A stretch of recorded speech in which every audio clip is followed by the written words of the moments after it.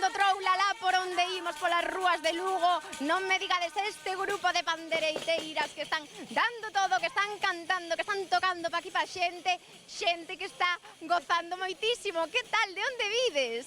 Moi ben, de Boiro. E que tal o San Froilán? Moi ben, moi ben. Están vos gustando as rapazas? Como fan? Sí, moito, sí. Está todo moi ben. Que tedes máis ganas de facer hoxe? Porque aquí en Lugo temos de todo. Temos ganas de facer todo un pouco. De todo un pouco. Bueno, eso está moi ben. Eu teño ganas de comer o polvo tamén, pero bueno, será máis adiante. Mirade, moita máis xente por aquí, toda aí que estou vendo. Vouche fastidiar un pouquiño o vídeo porque estás grabando aquí toda atenta. Moi atenta.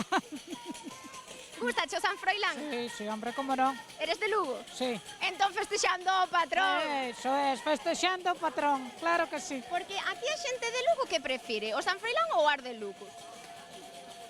Cada un ten o seu estilo e cada un está, os dous están ben. Entón non podemos decir que ningún é mellor que outro, verdade? No, para nada, para nada. Moitas graciñas, gracias. É que a imaxe é esta, porque a xente quere gozar, a xente quere bailar, quere cantar, quere, pois xa o estamos vendo, todo o mundo grabando, xente moi lista que ven protexida do sol, que hoxe fai bastante calor en Lugo para ser outono, verdade? Pois sí que fai calor. Están gozando da festa? Sí, gustame moi. A primeira vez que veño, pero gustame moito. Si é que dá igual que sexa a primeira vez, que veñan todos os anos, que sexan de Lugo, que non.